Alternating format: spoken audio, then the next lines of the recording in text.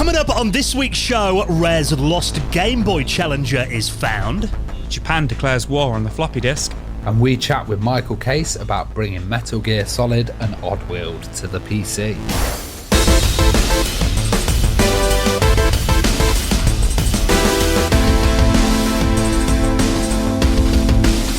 And the Retro Hour podcast is brought to you every single Friday with our amazing friends at Bitmap Books. Now, one of their books you should absolutely check out, the unofficial SNES Pixel book, created in collaboration with German publisher Elektrospieler. This lavish 272-page volume celebrates the golden age of 16-bit gaming on Nintendo's popular home console. We'll tell you more about that in just a bit, but you can check out that book and the rest of their retro collection at bitmapbooks.com. Hello and welcome to the Retro Hour podcast, episode number 343, your weekly dose of retro gaming and technology news with me, Dan Wood. Me, Ravi Abbott. And me, Joe Firth. And a very warm welcome to this week's show, of course, the podcast that every week does a fair bit of reminiscing. We get all nostalgic on you, taking you back to the classic age of video games and keeping you up to date on everything that's happening in the retro scene in 2022, which I did have someone tell me the other week, actually, that, you know, it's kind of an industry now, isn't it, retro gaming? It is so big. I mean, you walk into W.H. Smith and the amount of retro magazines, many of which Ravi's actually involved with, you see on the shelves in there these days. It's just nuts how big retro gaming's become. I think it's the big players. The big players have actually taken notice. And when we first started this podcast, there were lots of small companies and there were lots of people doing, you know, small stuff. But like companies like Limited Run Games are huge now. And, you know, you've got the mini consoles coming out. And there's been a real change where retro has actually been embraced by the wider world. And I think it's seen as a bit of a saviour by some companies as well. Like, you know, maybe their current stuff's not doing all that well. It's like, oh, let's celebrate the stuff we used to do back in the day. Everyone's into that stuff again. So that's what we do. We celebrate all that on this podcast every single Friday. And I think my favourite bit of this podcast, as much as I love chatting to you guys, but it's when we get a veteran on to tell their story about their time in the games industry in the second half of the show. And we've got an incredible guest on this week's podcast. Yeah, me and Ravi interviewed Michael Case, who actually was the head of Digital Dialect back in the 90s and the 2000s, but we kind of spoke about his whole career as we do, which was really interesting to say the least, wasn't it, Ravi? How he got into the industry was really quite a fun story. And then it was a very odd entry to the industry. You know, these are some of these naughty 2600 games that came out back then. And then he kind of went into a really mad route. So he went into like the military. There was some parts about like missiles and stuff like that. But also something I found really interesting, which was Androbot, which was a machine created as a topo machine, which was basically a giant robot. And it was founded in 1983 by a company that Nolan Bushnell ran. And these were like early robots that would kind of communicate with like barcode scanners and stuff, and you'd be able to play with them. But the actual main Topobot was huge, and Androbot was like a smaller version of this, but it was actually called Androbot Inc. And, you know, we've not really mentioned this before. Everybody talks about Rob, the robot, you know, that came out for the NES, but it was great to hear about that. And then later on, he went into converting games for the PC. And this is stuff like, I can never say it, what is it, Battle Arena to Shinden, which was even released on MS-DOS. And then later on, he went into some of the biggest titles in the PlayStation world, like Oddworld and Metal Gear Solid. Yeah, and it was really thought-provoking. I don't want to ruin it too much. I think I say that whenever I do an interview, but he went into explaining about how, like, you know, you have to kind of test all these different kind of like, not just test all the different kind of computers, but different kind of setups. And when they did the Metal Gear Solid one,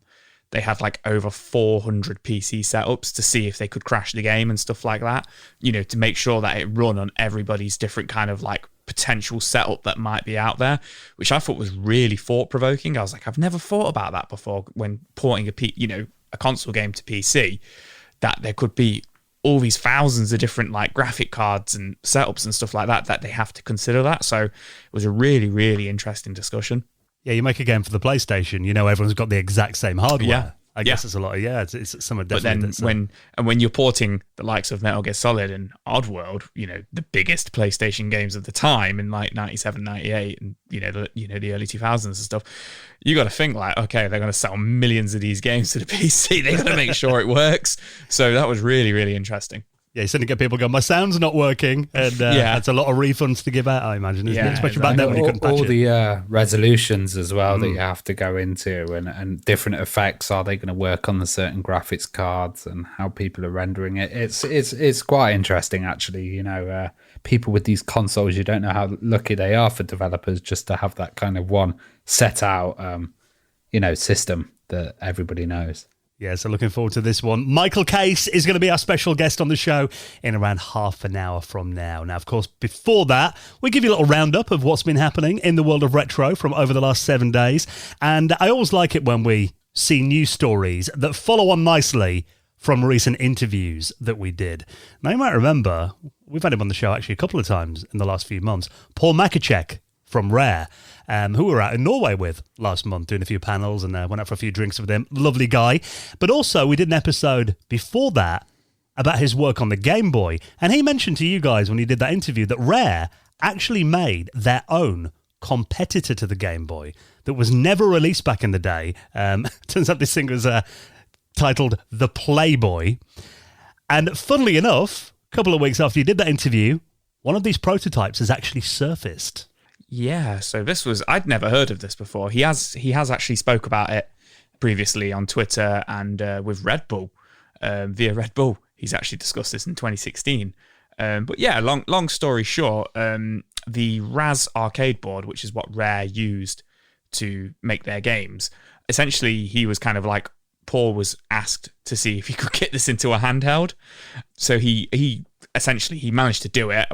Go listen to the episode if you want to hear about how he did that and everything. I'm not a technical guy, but he got it into a handheld, and the way he described the Playboy, which he then took over to what was the name of the event? It was before E3. What was it? The computer CES, was it? CES, yeah, he took it to CES.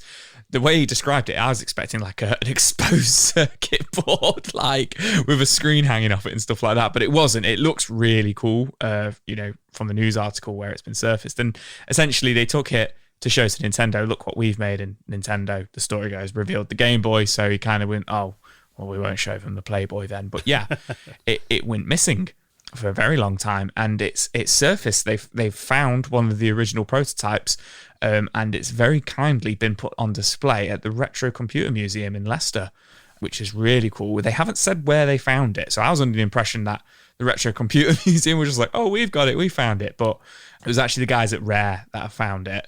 A guy called Pete Cox, apparently. Yeah, Pete Cox has found it, and he's also given, it's not in working condition, but apparently it was actually, Paul goes on to say that, that it was very powerful because it was made off an arcade board. It was more powerful than the NES. The graphics were better than the NES. So I have a guess that it was better, more powerful than the Game Boy. It ran off 6 AA batteries. I wonder how long they would have lasted in like a miniaturized arcade board. It's quite a beefy looking handheld, but it does have 4 buttons rather than the classic 2 buttons on the Game Boy, which I think is pretty cool. But yeah, it's not in working condition, but they have given them permission to have a little tinker with it and see if they can get it in working condition. Nice. But currently on display, which I think is really cool, and it's kind of to see that like parallel universe of what we could have had if the Game Boy didn't come out. I've got to say, I remember friends of mine, back in the 90s when combat trousers were pretty popular, weren't they? I remember having like Game Boys in, the front pockets and stuff like that. This boy looks a bit chunkier than a Game Boy. I've got to say the Playboy looks like it probably wouldn't fit in your pocket. In your combat trousers. Yeah, it's got like a bit of a curve to it. It's like, imagine the Game Boy, but then it's like, it's the size of the Game Boy, kind of like the hot, where the buttons are, but then the screen is kind of like on a curve on top of it, isn't it? It looks to me like it's made to play on a table. Kind of the angle of the screen looking up at you. Because if you're holding it, actually the screen's kind of pointing down at your chest, isn't it? Yeah, you would kind of have to hold it kind of like flat, and then the screen would like look up at you, wouldn't it? Which is quite an interesting design. But, I think it looks, considering it's a prototype, I think it looks quite complete. Yeah, and you've got a start and select button on there. You've got like a D-pad and two fire buttons by the looks of it. I think it's great that it's at the Retro Computer Museum Leicester. I couldn't think of a better place for it to get fixed and repaired. They've got the CD 1200 there that they need to fix now. They've got the Playboy as well. So Andy Davidson and the crew, they're absolutely awesome, because I think if it went to other museums or it went to places, it would probably be behind a glass cabinet. It probably is now, but you talk to Andy and the guys and they'll take it out and let you have a look and stuff. And that's what I kind of love about that place. It's really good. You should visit it. It's essentially like a giant kid's bedroom. That's how I've always seen the Retro Computer Museum in Leicester. Yeah, we haven't been over for a while, I think. Yeah, definitely a visit is due before the end of the year. And if you get yourself along to the Retro Computer Museum in Leicester, you can get a look at Rare's Lost Prototype. They're a challenger to the Game Boy, the Playboy. I could imagine many parents being pleased with their kids owning something called that, though. You need to go in and say, can I have a look at your Playboy? Yeah. Now, this is very cool. Now, I must admit, I've always liked the idea of playing flight simulators. I just think I'm a bit too... I was going to say a bit too thick. Maybe that is the case. I haven't got the attention span to learn a flight simulator. And I was always that way as a kid. I mean, I remember, obviously, microprose, they were kind of the king, particularly on the Amiga and the PC, of flight sims. And I remember getting cover disc demos of stuff like F-19 Stealth Fighter and F-15 Strike Eagle. And, occasionally I'd jab away at the keyboard and figure out how to take off. And that was probably about as far as they ever got with them. But it turns out now that microprose are actually kind of going back to roots. And they're bringing out a new game which is called Tiny Combat Arena. And this is a throwback to those flight sims that they made back in the 90s by the looks of it. Well, you guys interviewed Wild Bill Steely on this. Oh, and, he came from that military flight background. And, he had some great stories of...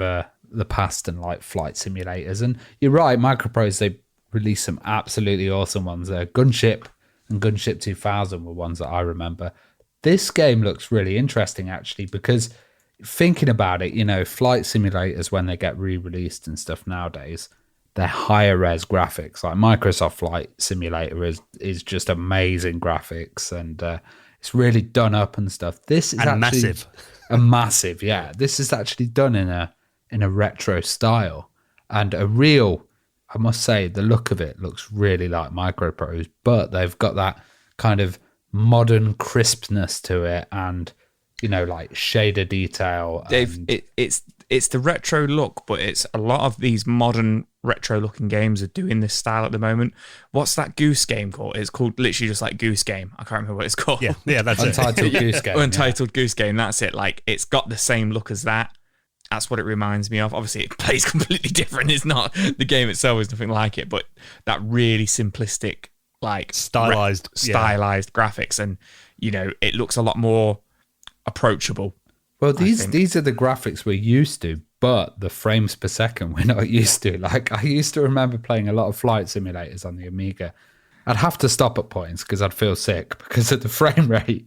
Some would be really low, and like just simulating a fight or doing dogfighting and stuff in there was really tough. But this looks absolutely awesome, and I can't wait to kind of pick it up and play it at a decent frame rate finally. I think it's cool as well, the fact that you've got those kind of old school graphics, but obviously it's going to be, I imagine, 1080p at least, or maybe even 4K. Looking at it, and I always like the idea of flight sims. I mean, when I was a kid, I was really into planes. I still quite like, quite find that aviation quite interesting. But I remember when I was like 7-8 years old, I really wanted to be a plane pilot. And I think, I've always liked the idea of playing flight sims, but it's, they're just, I don't know, just seem a bit too complicated sometimes for their own good. When you used to get them back in the day, I had friends that were into flight sims, and they'd open the game box, and it'd be like a copy of the Yellow Pages falling out, the manual. I'd look at it, I'd be like, oh, I'll go back to play Sonic for a bit. Well, I kind of like the idea of sitting in a huge flight simulator, which is accurate with the displays and stuff like that. That would be quite cool. I used to remember going to like the fair, and there'd be these giant simulators that you get in and sit on and stuff. That was a thing in the 90s. You don't see them nowadays, do you? Like a huge simulator, and it would like go up and down and chuck you around. Well, they used to make me feel sick. Yeah. After like 6 of the those sugar donuts and a bag of candy floss going in there. I was about to say a bag of candy floss as well. But yeah, I think this looks awesome, and like this is one for the real kind of accurate flight simulator peeps. It's got like a database with statistics, and it has the aircraft, vehicles, and weapons, and like all the different approaches to a tactical situation and stuff. And these games have always been about really learning it and getting into it. And I can imagine if you're a pilot, this might be even fun to do your spare time off. Yeah, you work 12 hours in the air, then come home and play this all night. Well, you can't go around shooting everyone, can you? And it's affordable as well. It's only going to be £15.49, so you can pre-order that on Steam right now.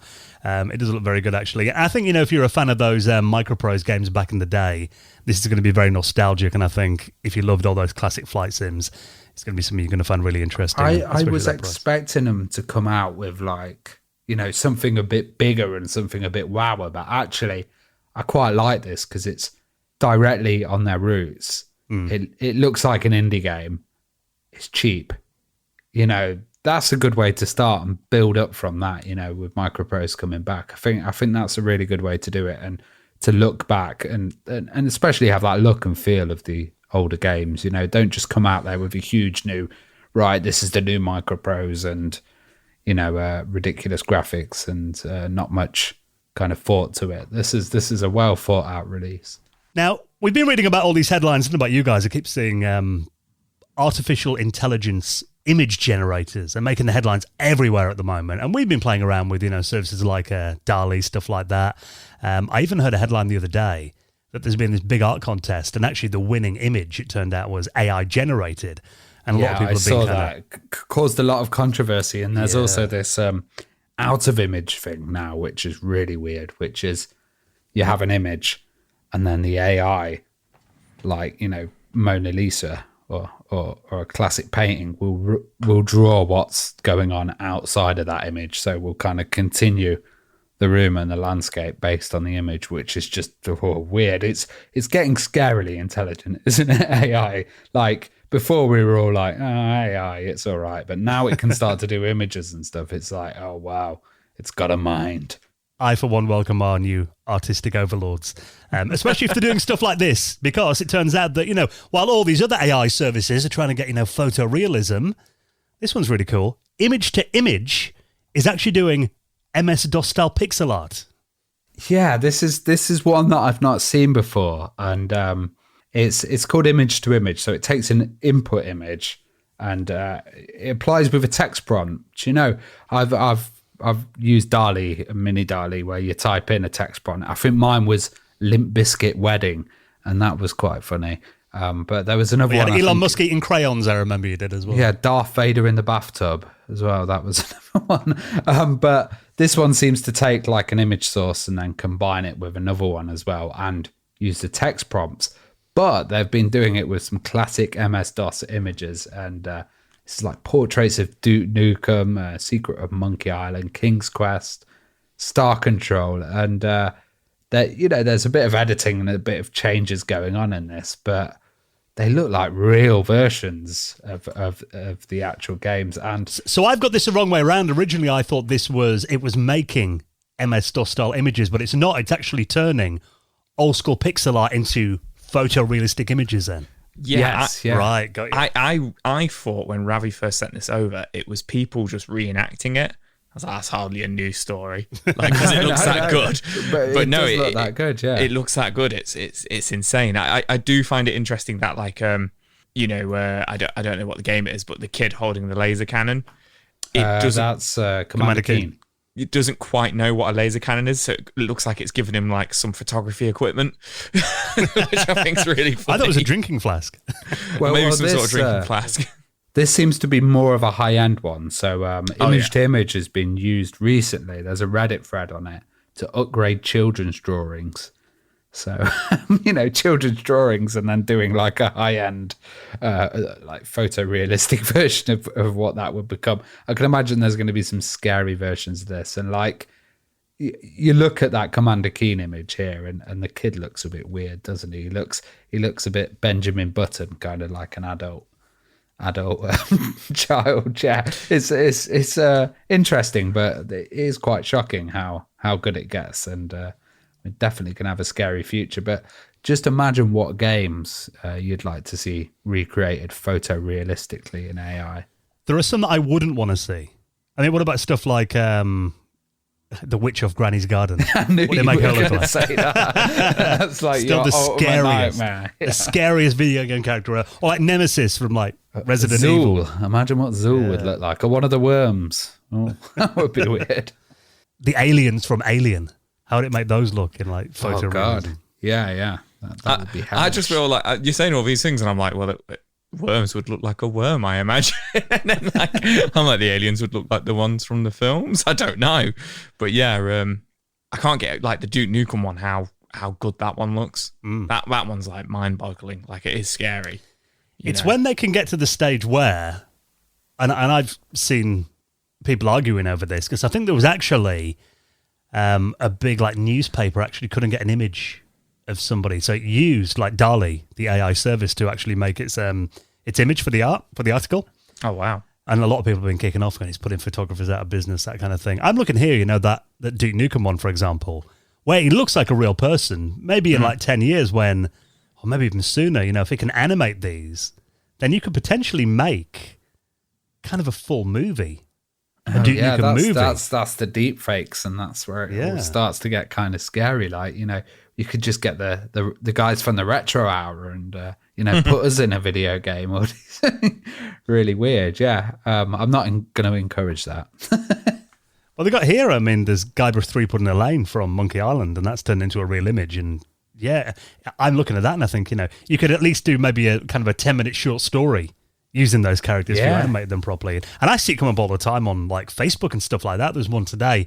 I got an advert from a woman, who's like, just looked like a sales pitch. Then she mentioned that she doesn't exist. She's like an AI generated character. Then it turns into like a wireframe, but it looked photorealistic. So it's like, for the movie industry and even video games, that they can make games using this technology. I imagine it, there've got to be a lot of artists out there who are probably a bit angry at this and a bit worried, I imagine.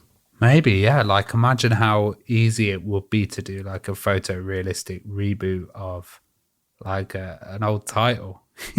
Just get something and then all process it. Like we've even seen the guy who's redoing Hit and Run at the moment with upscaling some of the graphics as well, just on the fly, and that's just one guy doing it on his own. I can't imagine what a film industry professional or someone would be able to do. I can't wait to see Syndicate done in.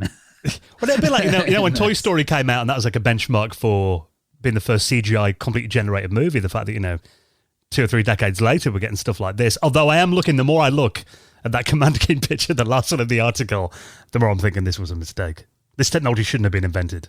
That is horrifying. Yeah, it's kind of horrifying. You see what I mean with Benjamin Button? It kind of looks. Yeah. So it's quite interesting though that you can turn your own old pixel art games into photorealistic images. So if you want to read more about that, I'll link up the article on Ars Technica in our show notes, and everything else we talk about, you'll find it in there. Now, Japan have declared war on the floppy disk, and there is a new version of the Evercade coming out. We'll talk about that in just a minute. Before we do, though, of course, we have a patron that really helps us out. And the reason that you might want to back us on Patreon is obviously to keep this podcast coming out every week, but also we give you some nice little perks in return, which Joe will detail now. I was going to say, is this where I chime in? Yeah, no, absolutely. Like, I always say this, but we massively, massively appreciate the fact that people essentially kept the Retro Hour going through the lockdown, all those years ago now. Feels like so many years ago. But not only kept it going and was able for us to, do our home studios and work separately and stuff like that, have kept it going as well and then kept it independent. And obviously, you don't just keep the Retro Hour going. We do like to give back. We do the show ad-free.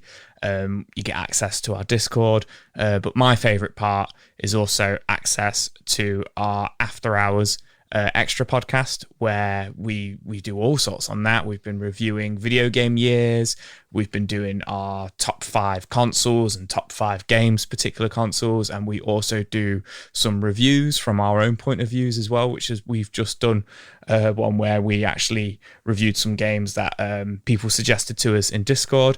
And then my absolute favorite as well is we do the end of the month hangout, where people can come along and hang out with us I was going to say over the phone then, that's really retro. We should do that, like a retro conference call. Is everybody on the call?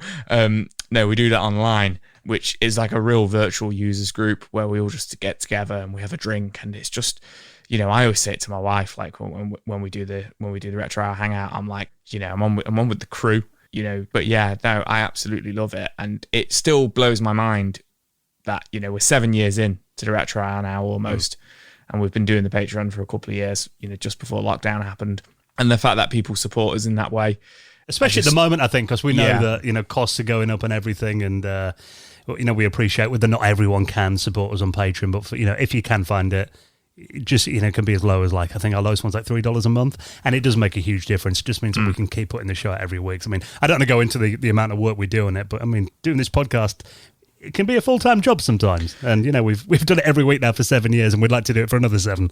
And your support really makes that possible. And of course, like Joe said, I mean, you get the normal episode early most weeks, you get it ad-free. We do about 15 minutes of extra news stories for our patrons on an exclusive edition each week as well. So if you want to get access to all that and join us for this month's hangout that is coming up in a couple of weeks' time, all the details to back us on Patreon, you'll find it at theretrohour.com. And of course, for joining the Retro Hour Patreon community, you will get a mention in the most prestigious high score table in the world of retro gaming, and that is the Retro Hour Hall of Fame. Hall of Fame!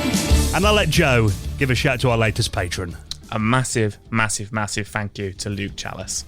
Thank you so much, Luke, for joining the community. And if you'd like to do the same, everything you need to know to get involved in our Patreon is at theretrohour.com. Right then, our special interview with Michael Case coming up on the show in just a minute. I've got to admit, you know, I love my Nintendo Switch as a handheld system. When I'm not playing that, though, my other favourite handheld would probably be my Evercade. You guys played on an Evercade before?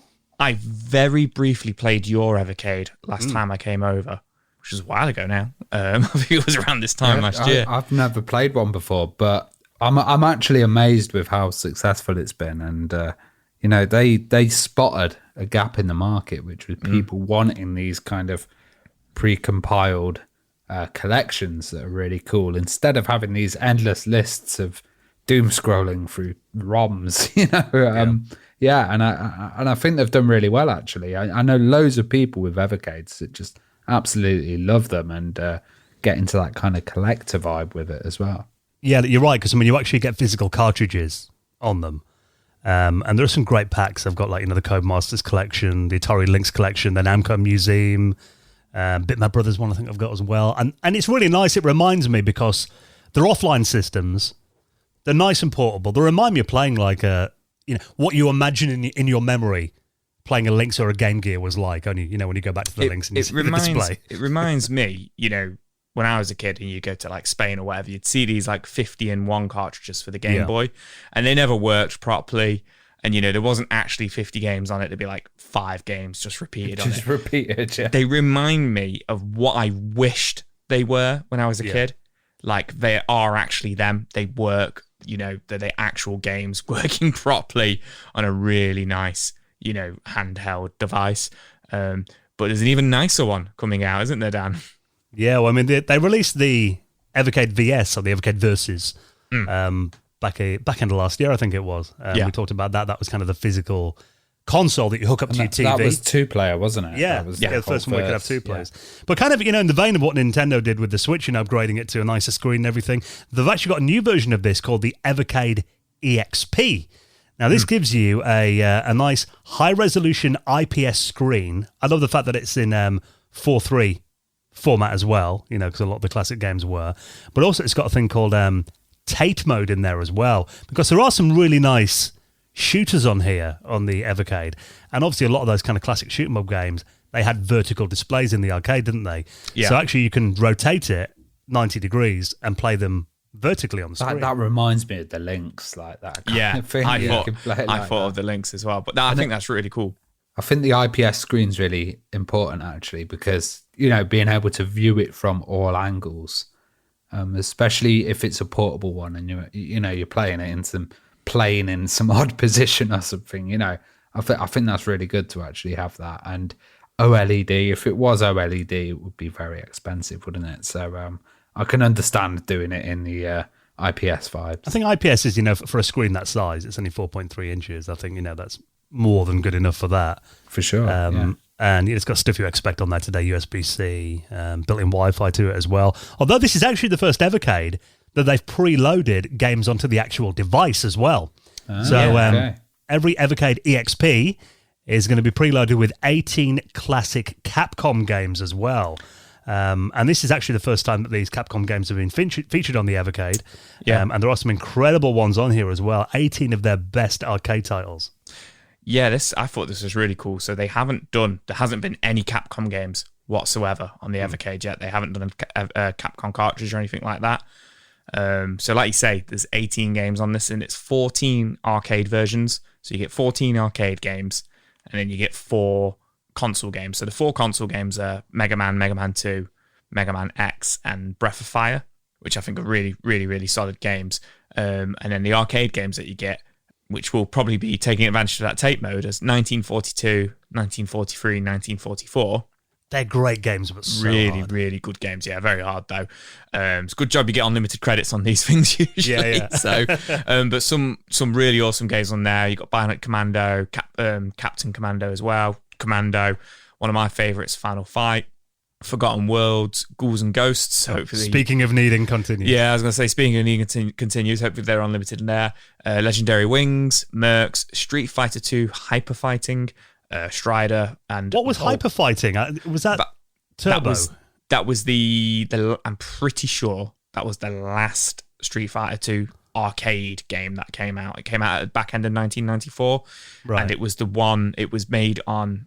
I could be wrong here, but I'm pretty sure it was made on the newer arcade board, and it was the one where it was like it had all the bosses, all the extra characters, like T-Hawk and DJ, and then it had the nicer sprites, and it was the turbo free it could go up to as well. Mm-hmm. So it's like the final version, the definitive version of Street Fighter 2 Hyper Fighting. Yeah, it's on the 30th anniversary collection as well. Yeah. And then you get Strider and Vulgus on there as well. So really, really solid library there. And the fact that it comes built in, I think is absolutely fantastic. Pre-orders started this week, and we're expecting it on November 24th, 2022. And I think the price point's quite good as well. So it's at the moment it's $129.99 UK, and that's a little bit cheaper than the Switch Lite actually. Yeah, it's pretty decent. I like like you said, I like the idea of it having built-in games because you can have those built-in ones, then you can get your cart and put it on top of that and like change around stuff. And also, I think it probably will open the world of hackability as well. First thing Ravi thinks about whenever we see any new hardware. Hack this thing. Very cool. Then we've done episodes about the Evercade before, and it's just a platform and a company that just really love this stuff, and they put a lot of love and effort into it, and you can really tell. I mean, it just oozes quality, and the fact that they're continuing to make it, and they can survive. A company that are dedicated to making these incredible retro collections that have been going now for a good few years, and people love the hardware. So I think it's very cool. So it's nice to see them getting new revisions and new hardware coming out from the Evercade crew. Pre-orders for that available now, and I'll put a link in our show notes at theretrohour.com. Now, you've been to Japan, Joe, and I'd like to think that Japan is generally regarded as a country that's very forward-looking and technologically advanced. Yeah, it was. It was like a completely different world. It was the future. Robots walking the streets. Yeah. I felt like I'd stepped into the future, but I feel like I know where you're going with this. So I met up with with a friend who lives in Japan. He's got his own bar and stuff.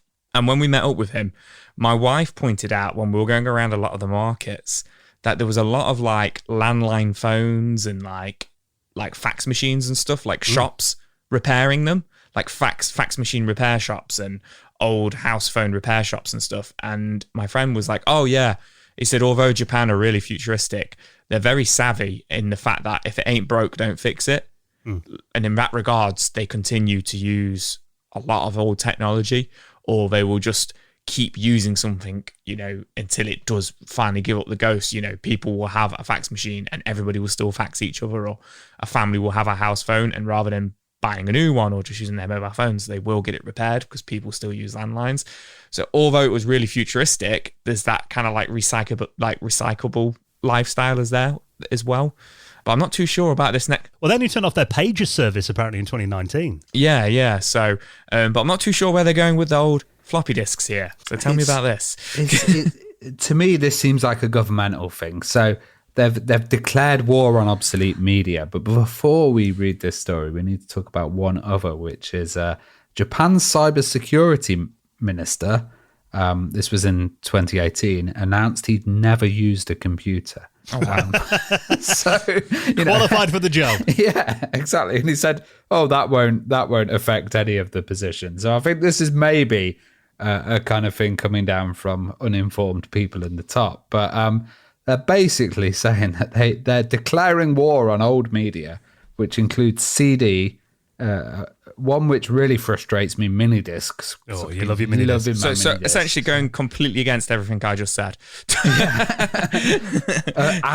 And floppy disks, yeah. Well, this is a new appointment, a guy called Taro Kono, who's been appointed as Japan's digital minister. And this story was submitted on our Discord. Thank you, Destroy007, who sent this over. And it turns out that apparently there are still around almost 2,000 government procedures that still mean they have to use storage medium like floppy disk to do it on because of bureaucracy, really. And I guess there might be a bit of security in there as well, that maybe they kind of fear doing some of this stuff on internet-connected devices. But it turns out now a lot of floppy disks are still in use in Japan, but they're saying that they want to kind of drag countries' bureaucrats into the 21st century and finally abolish them by the looks of it.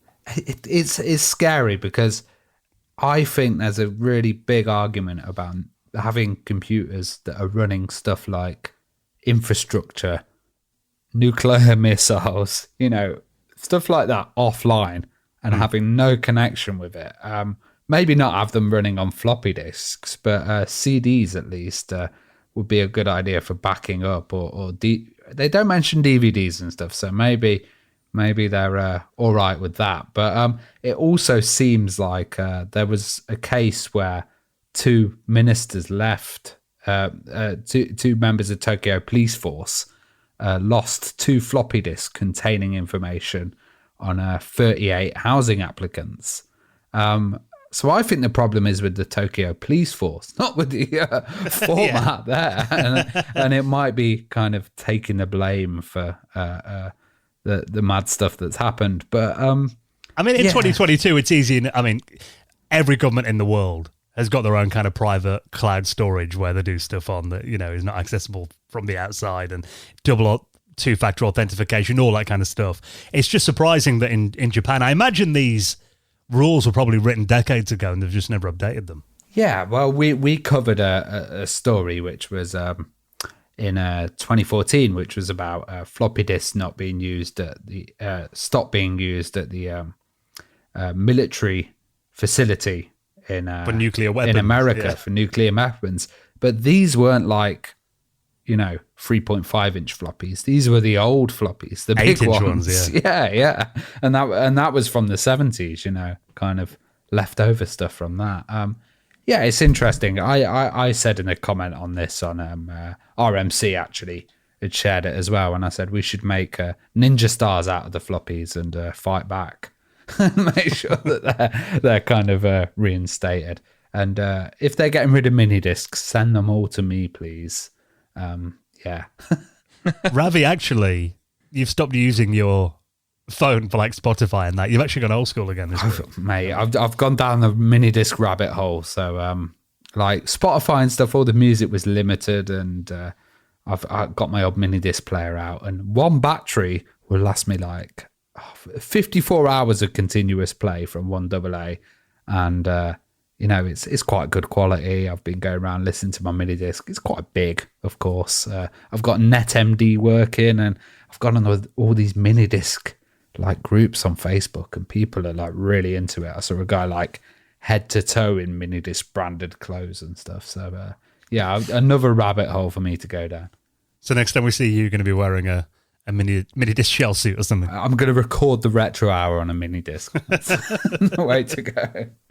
So, I mean, that is one thing about Japan kind of declaring the end of floppy disks. I imagine that might mean it could go either way. Maybe there's going to be a lot more floppy disks kind of available.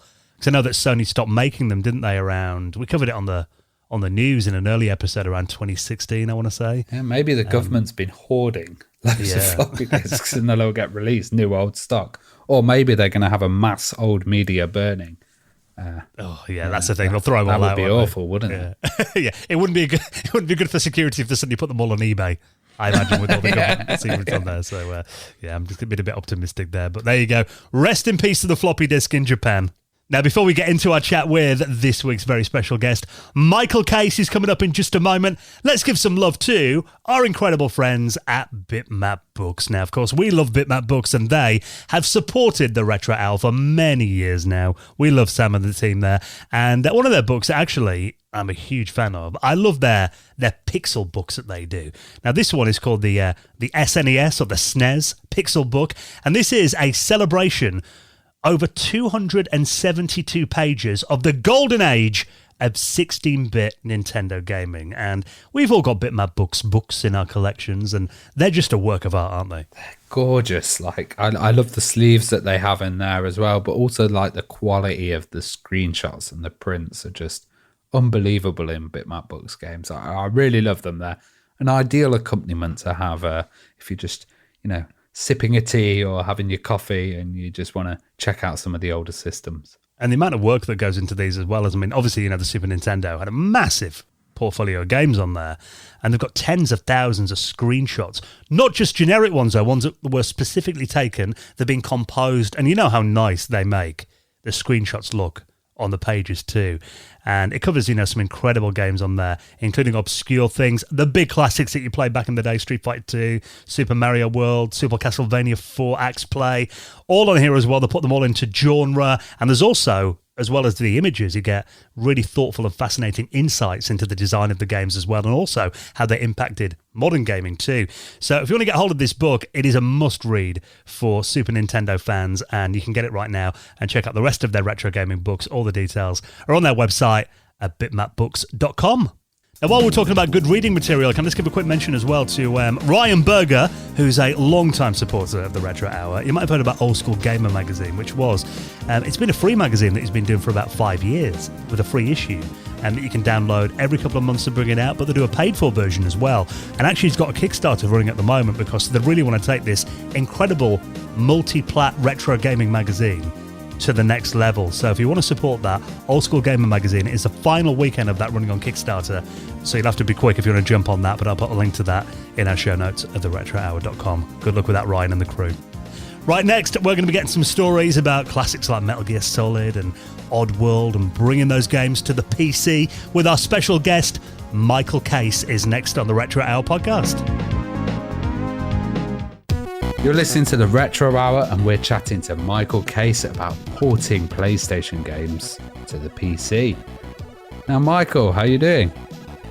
Doing great. So what got you into programming then, and what were the kind of influential games that you played? What got me into programming?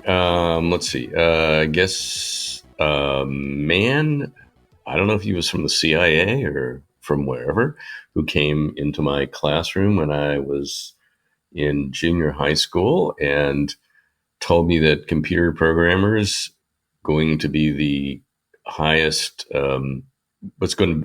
being a computer programmer was going to be the highest paid profession in the United States. And that's literally the way he put it. I was like, sign me up. And they had I guess it would basically be described as a teletype computer at our school in junior high. This was, I would say, 1973 and way back. And basically, we were connected to one computer. This was PDP-11, I think was the term for it. And we would just connect to it via teletype. And the first game that I programmed was a Star Trek game, which basically was a bunch of dots. It was printed out in kind of like a dot matrix. And they would show the Star Trek ship, and as well as a Klingon ship, and you would try to kill the Klingon ship. And the Klingon ship was basically, some letter on the keyboard represented by that, and the starship was represented by another letter. And the computer game was stored on paper tape, which was printed out, something on the side of the teletype. And we quickly figured out how to hack that. So we put a little fake hanging piece of tape out of the side. So when the teacher logged us in, she wouldn't realize that we'd redirected the paper tape that was being printed by her logging in to go below that, basically, out of the side. So she wouldn't see it. We then took that piece of paper and decoded it and got the login for our school, and traded that with the other schools in our local district. And by doing that, we connected with some people at USC and, a bunch of other people at other universities. And they were all hackers at that point. They all had, one guy we met had 30, it seemed like 30 phones in his dorm room. And he was using them all to, do hacking on, various computers. I don't know if he was, hacking the, government agencies or whatever. But at any rate, we exchanged, our passwords that we had found out, and we were children who were, at that point, I'd say 16. And we got access to the USC computers. And then we went down there, and with our accounts, we're able to, access more powerful computers, et cetera, So that's how I got into computer programming, to make a long story short, or to make a short story long. Well, did that then kind of lead to you studying it more and getting a wider understanding of computing? Oh, yeah. And then I entered a computer competition at USC and University of Southern California. I won the competition, even though I wasn't a student at the University of Southern California. I was just a high school kid, So. And did you kind of think this could be? Did you believe the guy and think this could be a viable career for the future, or were you just kind of playing around then? Well, I just found I was good at it, and why not? It's just going to be a viable occupation, certainly. So we read that you got your start with a company called Multivision, who were a adult games company. Did any of the games sell well? Did any of the games sell well, and what's the story there? No, the games never sold. They never went to market. Okay. Okay, the story, boy, geez. That's a really long story. I'll try to make it short. Okay, so basically, let's just talk about the company first. Yeah. The company was started by a guy, Eugene Finke, who was an adult photographer that had worked for a variety of magazines like Playboy, etc. Basically photographing nude women, and he had that entree into the adult market.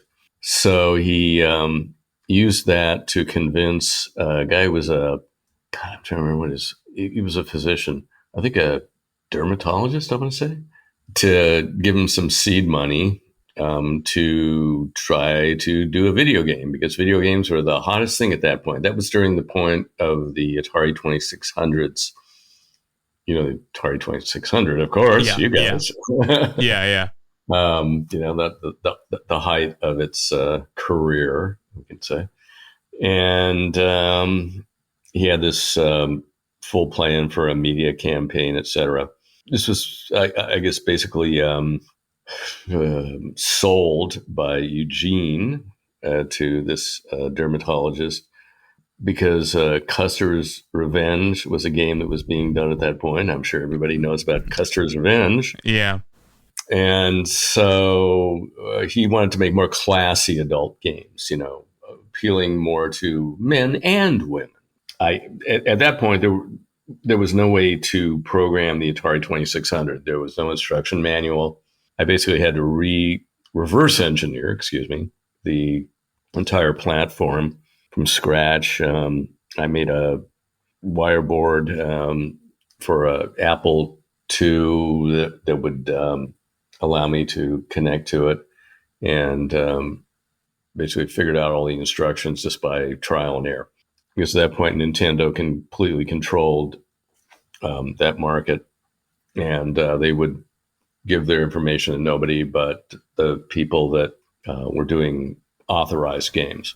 I guess they didn't really want adult developers on the system, probably, so they wouldn't provide you with any information or any development material. Of course. Yeah. I mean, that was completely antithetical to their market. They came up with this idea of an adult game that would it was pretty funny, actually. It was supposed to be kind of classy, because you would interact with female characters and pleasure them by moving your remote control joystick in rhythm with the movement of their hips. So you had to kind of like rock your joystick. If you can imagine that. Yeah. To the movement on the screen. Anyway, and then once you got by one, but you couldn't stay there too long, because everyone had a danger involved with them.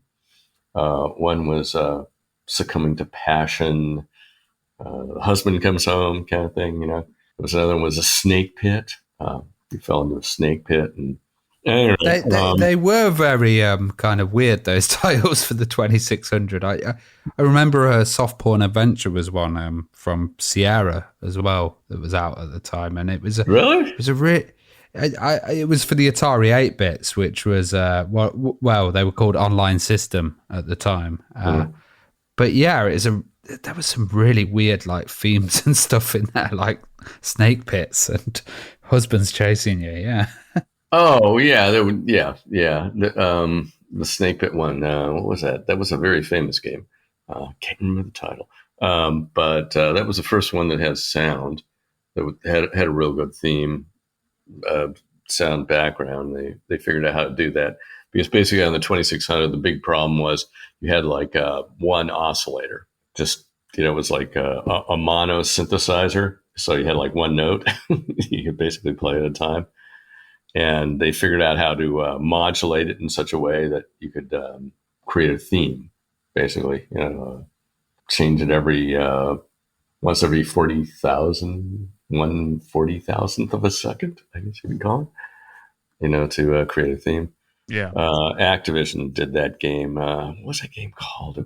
I think it was an Indiana Jones game. That was a big breakthrough on the 2600. Yeah. And anyway, I don't know how much more you want me to say about the adult game, but that just quickly degenerated into a situation where the principals involved in the company wanted to kill each other. Yeah. Basically, the guy, Eugene Finke, did, just spent a ton of money, did photo shoots that were in Playgirl magazine, etc. Yeah. He had a car phone at that point, which was like a big deal. That was before cell phones. So they had car phones. And he basically blew all this guy's money. And the guy didn't have any money left. And, it was like, how are we going to release this game? Atari won't let us release it. And, and then there was this one CES. That was back when, before E3, when all games were released at CES. At the CES show, there was an attempt to steal the source code of the game from my room, literally. Oh, wow. By the other principal in the company. And my apartment had been broken into to try to steal it because I was the only person who had the source code. It just got completely crazy. And then they messed around with Eugene's car and broke down in the middle of the Las Vegas desert. Oh God, it sounds like the maddest company ever. Did you ever end up getting paid from any of it? Yeah. They paid me for a while. Although I remember one of my checks, I had to go to the bank with it immediately because I knew I wasn't going to get paid because the bank account's almost empty. So I went to the bank and there was Eugene in the line in front of me, waiting for his paycheck to be paid. And he mysteriously disappeared. And people have asked me about him over the years. It's like, what happened to this guy? And it's like, I have no idea, and there's like no internet history of him. Although he was apparently a famous adult photographer at one point. There's some evidence of him on the internet, but I mean, very little. And that's extremely unusual for any person. So, I don't know. I don't know what happened to him. I don't know if he was killed. Could be living in we're Cuba. talking about it. I mean, the other people in the company were talking about it. I mean, that's how crazy it got. I mean, at one point, I was driving down Sunset Boulevard in Los Angeles, and the attorney for the company pulled up next to me, just a completely random scenario. And he was just like, I'm so wasted on Quaaludes, dude. Can I just crash out at your pad? That's literally what he said to me. The attorney. And I was like, no, I got something I had to do. Yeah. Oh man, that's crazy. So and that was the attorney for the company. yeah. That's oh wow. Well, it sounds a bit Wolf of Wall Street. So after that, you ended up with Western Technology. Was it good to get out of the adult niche and kind of get on with programming and stuff, like actually getting games out? Yeah. Well, unfortunately, I didn't. That was like when I did this. I figured out a way to program the Atari 2600, because the Atari 2600 had a very unusual graphics system. It basically had no graphics memory. So you would have to just, in real time, draw each line on the screen. Would be the best way to put it. Well, there was a buffer. There was a small buffer that allowed you to write the bits, whatever color you wanted for every pixel into every for that line of the screen in real time. So it had to be that fast. You had to, there was the program would have to be incredibly fast. You could waste no computer cycles. Yeah. The only time that you could waste computer cycles was in the vertical retrace before it redrew the entire screen. And there was, I don't know, what would that be? Probably a fifth of the time to do all your computation for, whatever was happening in the game. Mm-hmm. So whether that be, figuring out what you were going to do next, setting up all the sound, setting up all the graphics, etc., for what you were going to draw next. And so basically there was no way to do anything that was like 3D. And I figured out a way to do 3D on the 2600. And it was crude 3D, but it was for a game that we were actually doing for Atari. That was for the Andro Man. Yeah, that was one of the brains on board kind of robots, wasn't it? It was it Nolan Bushnell who started like an offshoot or was working with them? And Nolan Bushnell did the Atari 2600 to begin with. Yeah, and I remember there was a lot of kind of different types of bots, and Andro Man was one of them. They were like educational, personal robots. I've never seen one in action. How did they actually work? Well, they were never released to the public. No game was released with, I believe, maybe one with the Androbot. Basically, the way it was supposed to work was that you would have a fold-out playboard, like a laminate, like a plastic sheet, wasn't it? Yes, it was. And there were certain spots on the sheet that the with a barcode, literally, that the robot would roll over.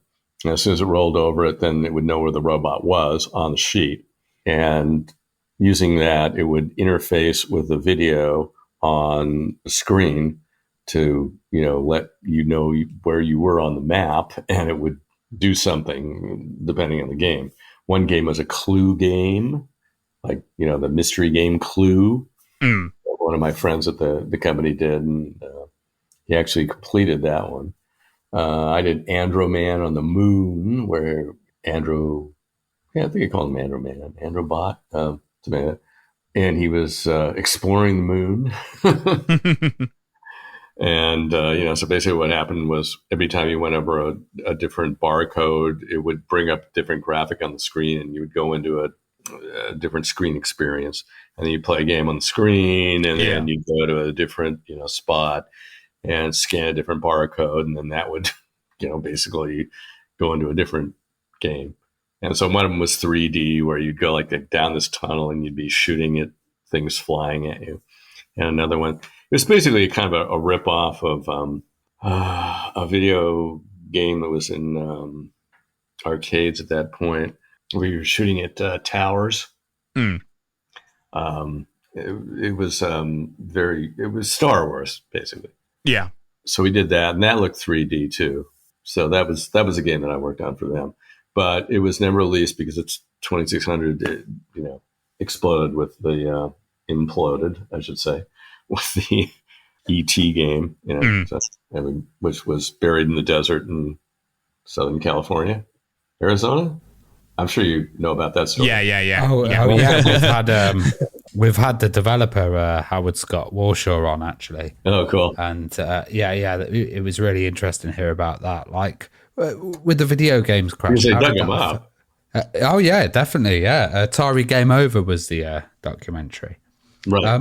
It was a documentary. I was wondering how that affected things then for you personally, like the video games crash. Let's see. Well, I got out of doing video games. And our company, Western Technologies, went into, would I be giving away something that's top secret? We could always ever heard of a Sonoboy? A what? A solo? Sonoboy. Sonoboy. No. It was basically they put him in the North Atlantic.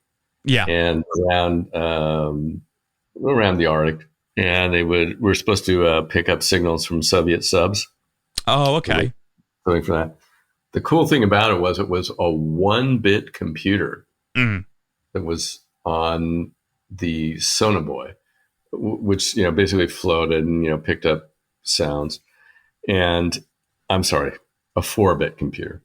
I shouldn't have said 1-bit, 4-bit. That was what was unusual about it, because the only 4-bit computer I think ever existed. And it had an instruction that you could send to it that would basically it had some output ports, that for output that you could control, and because it was a computer as well as it was a computer chip that also had outputs. Let me put it that way. Yeah. And one of the output pins, I should call them, would destroy the device. So I had to write a computer program that, after it did all this stuff, picking up all the signals from the device, would destroy the device by putting the death code basically to this one pin. Mission Impossible, basically. In Mission Impossible, they have this tape will self-destruct. I guess it was that kind of thing. Exactly. Sorry, I didn't put it that way, but So at this point, you've gone from making adult games for the Atari to making robots for the Atari to making essentially computers in Buoyancy Boys, and then you moved to Malibu Interactive. How did that work? How did you get your work there? Well, actually, Malibu Interactive started out as an adult company. Oh wow! Don't they all? They had a whole line of comic books, and a lot of them were adult comic books. And that's how they got all their money to begin with. And they decided to get into video games because, of course, at that point, everybody wanted to get into video games. But that lasted for a pretty short period because they basically ran out of money. And that was kind of a short career there. I don't know, 6 months, something like that. Didn't really work on any games that were ever released there. That's, a very common thing in the video game industry, as you know. Games, or at least at that point, games that were never released, because everybody wanted to get into it. It was like, it's like making a ton of money. You got to get into it, Yeah. Basically, at that point, I was trying to, develop my own software to try to create my own company, which I eventually did. Mm. And so, we did a BattleTech game. I'm sorry. I was going to ask about BattleTech. Like, it seemed quite so many years ago. Yeah, it seemed like quite an interesting game. It was a bit like one of the Strike games, like Desert Strike. Exactly, and, it was Desert Strike revisited with a mech, basically. Yeah. That was exactly what they said. It's like Desert Strike is a really cool game, and it was. I mean, it just was. Had some excellent strategy elements to it, every game is a reinvention of another game, So I wouldn't say they ripped it off, just kind of were inspired by it. Yeah, had some great graphics. We worked with some great artists there, and a very interesting guy worked on it with me, Mick West. I don't know if you ever talked to him. No, we haven't actually. Well, you should. He's a Brit. He lives in the U.S., but he's the world's expert on UFO debunking and other debunking issues, especially jet contrails. Just type in jet contrails Mick West, and you'll find out all about him. And he was at Neversoft as well. I'm just He made millions at Neversoft. Because what happened was Neversoft was lucky enough to do the Spider-Man game after, and I will sound a bit bitter now because my company was going on at the same time as theirs, my company Digital Dialect, and we had a superior 3D engine. However, basically after they completely blew one game for Sony, they were able to get the contract to use that same engine they developed for the previous game to do Spider-Man. And nobody thought Spider-Man was going to be anything. As in the media, the film world, they didn't think Spider-Man was going to do anything, but it did. So as a result, their game did really well. Yeah.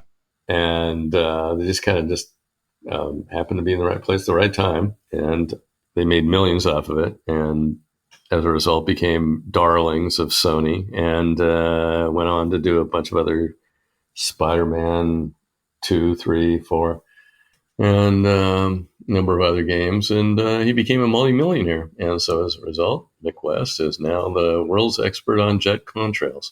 Yeah, they did the Tony Hawk's games as well, didn't they?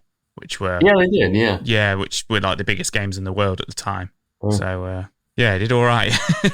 It did very well. Yes. So let's talk about your company then. So the industry was changing. Obviously, CD-ROMs and the PlayStation was coming. This was the next thing. What kind of games were you guys working on? Were you working? You got Battle Arena to Shinden here? Yeah, that was. A conversion from the PS1 to the to the PC. Yeah. So, we kind of got known for doing conversions, and that was primarily what we did for many years. Although, I wrote many video game treatments, took them around to many video game producers, all with NDAs, and some of them were ripped off. I would say. I don't know. Well, like you said, you won't release anything to the legal world. So I remember doing a bunch of World War II games because I'm kind of a World War II buff. And I was like, behind enemy lines, So you do this 3D game, and we had a 3D engine. We actually had the best. Oh, let me just back up a little bit first. We did like first a game for Time Warner Interactive, which was a 3D game that was kind of like a James Bond type game, where you would, basically be a secret agent. And we recreated the entirety of Venice, Italy, using maps, etc. And there was one point in the game where you would like literally go on this like high speed race through Venice, Italy. And I mean, for the time, on a PC, it was pretty cutting edge. But, the company went out of business, basically. They decided to cut that whole division. We aren't going to do video games because, it was all a result of, the collapse of 2600. And then, PC games came in, and then they kind of just didn't do too well.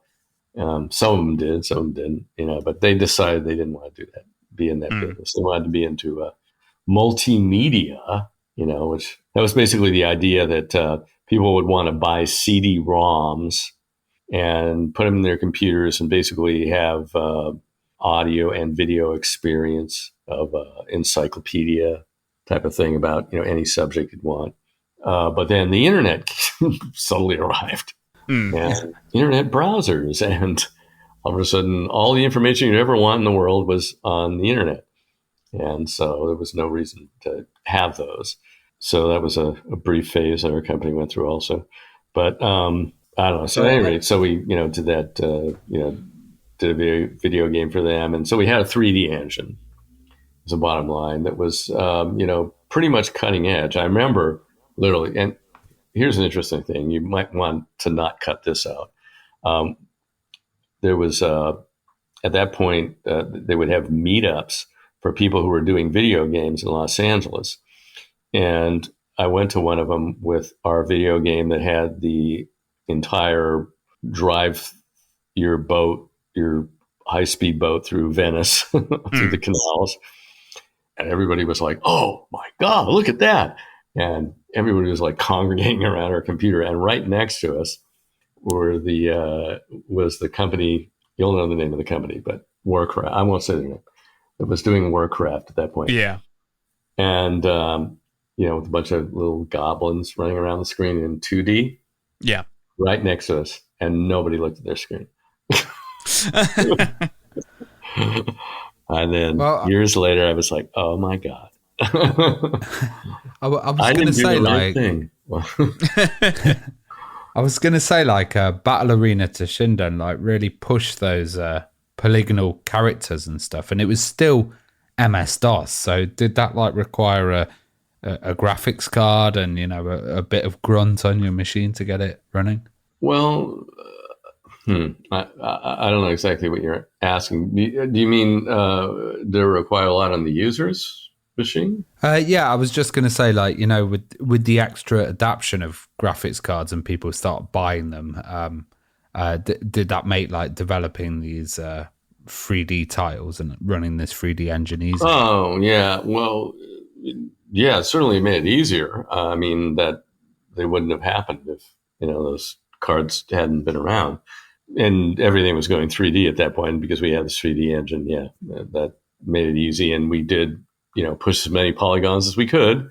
But, it was, I believe there were several different levels that you could adjust the game to, depending on your the graphics capabilities of your computer.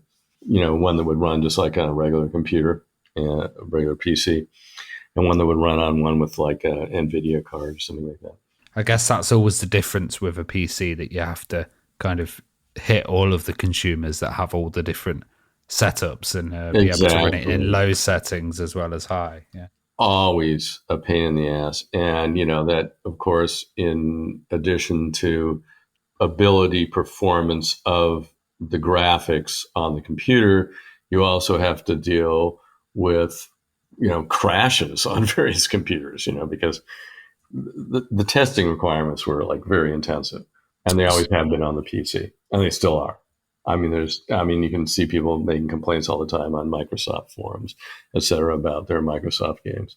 It crashed on my computer, it happens all the time. And when we did Metal Gear Solid, we did for Microsoft, and they had an incredible testing team.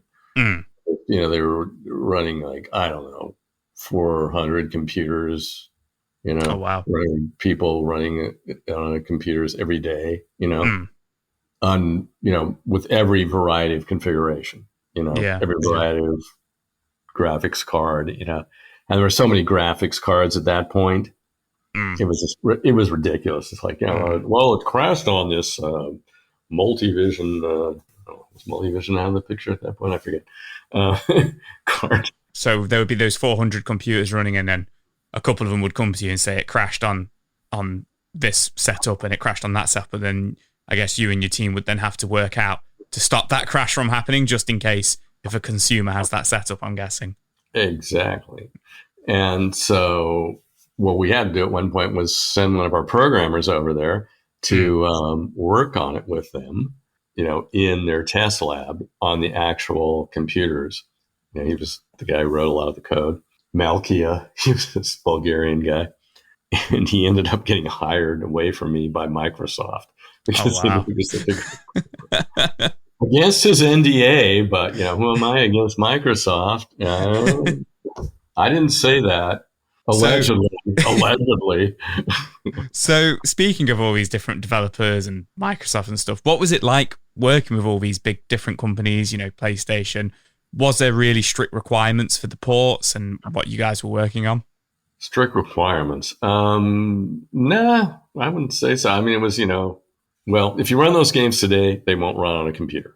Unfortunately, they changed DirectX. We always use DirectX, the Microsoft product, and we used it in the proper way, and they won't run anymore.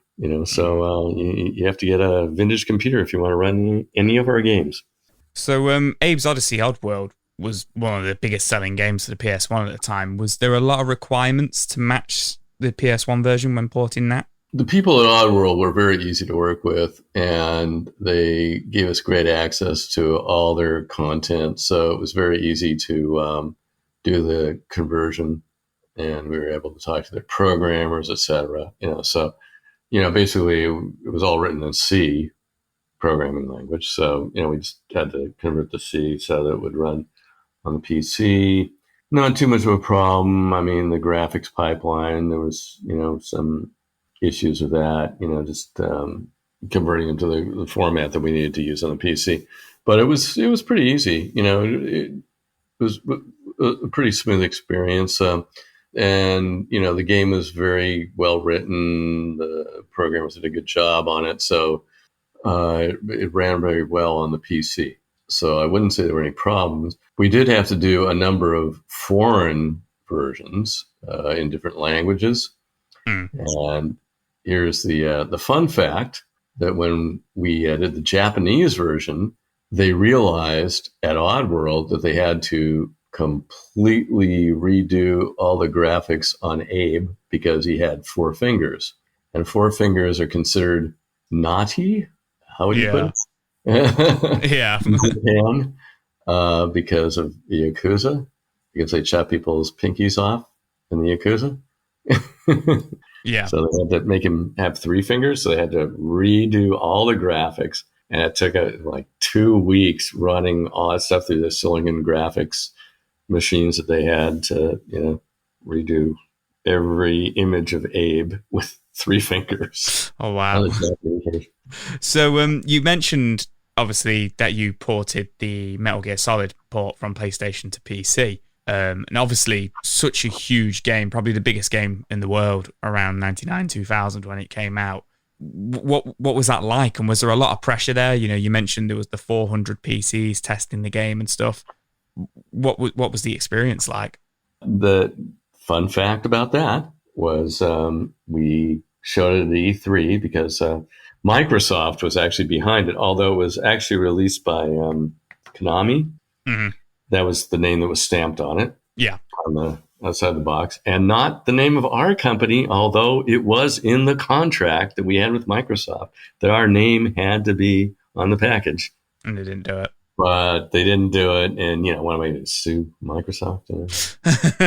But it was, if you watch the game, it's in the credits. Yeah. But so that was okay with me, I guess. But the fun fact was that in the original Metal Gear Solid game on the PS1, Solid Snake, the main character, and as well as all the other characters in the game, had basically black holes for their eyes. Yeah. And so it's like, well, when you do it on the PC, you're going to have much higher resolution. So, do proper faces. So I had my artist do, really nice looking faces for him. And, great, nothing offensive about him. And we showed him off at, it was, I forget if that was after the CES or I think it was E3 at that point. It was E3 at that point. And it was shown there. And, oh, God, I'm sure what his name, Kojima, I think. Hideo Kojima. Yeah. Yeah. He saw it and he was just like enraged. This looks too good. This is going to make our game look bad. You must make their eyes. So we had to basically reduce the resolution of all the faces. The rest of the game we were able to keep it high res, but the faces had to have blurred eyes, even though there was no reason for it. They could have looked like proper people's faces. It's interesting as well because of in the codec, the parts of the game when they're talking, on their headsets and stuff, they have, animated. There's an animation to them, like an anime style. So I would imagine your artists would have based them on those characters, what they look like in that situation. So maybe we just used the original graphics from that. We didn't change them. Yeah. So maybe he was upset because you made it look better than his version. Not that part. No, not that part. Just the in the game. Yeah. When you'd see close-ups of them. And actually, here's another fun fact. There was actually a porno scene in it. It was an Easter egg. You had to type in some. I don't remember what the code was, but where Solid Snake got naked with the female character in the game. Oh, really? In a locker room. And was that in the PS? That was hidden in the PS1 version, was it? I believe it was, yes. Because I know in our version. That was the original source code that we were working from. Oh wow! Because I know there's if you're quick enough, you can catch her in her pants and stuff like that. Like looking at her through the vents. If you do a particular part in the game quick enough, she won't get changed quick enough out of like the uniform she's in. So yeah, maybe it's a longer version of that we didn't get to see. Yeah, and One thing I was wondering as well was there an effect of like piracy on the PC sales at all, and were many of the games pirated? Well, I would assume so. Yeah, I mean, like any PC game, even today. I mean, I went to Russia once, and I remember walking through the subways, stations, and here was the latest game that was out on the PC. I won't say which, and it was selling for $2 or something. Mm-hmm. So yes, that's long been a problem around the world. But I don't know how it affected the sales. Any games I worked on, I doubt they would have, because they were games that were just done for the PC, and none of them had very high sales. I'd say the Metal Gear Solid was probably the highest selling one. Yeah, except for I think well, certainly not the original one we did, Adrenix. we never managed. Known game. Yeah, how was Adrenix? What was that like? Because we never managed to get that one in there. What was that like? Oh, a nightmare. Basically, it was just a game where you had complete 360-degree movement in the game. And, and you flew like a spacecraft, didn't you? Yeah, and I had a whole treatment I wrote for it. It was originally called Freelancer, and then we worked with Playmates Interactive on that one. Oddly named company. I think they were from Taiwan. basically they assigned a producer to the game, and he completely rewrote the game and made it a game based around this drug, Adrenix. Yeah. And that wasn't what the original concept of the game was. It was just, we wanted to do a game that, had that kind of freedom of movement, because that was something that was in very few games at that point. That was around the time of, it was past Wolfenstein. What's the next level after that? I want to say Quake, but it wasn't. Doom, yeah, Doom.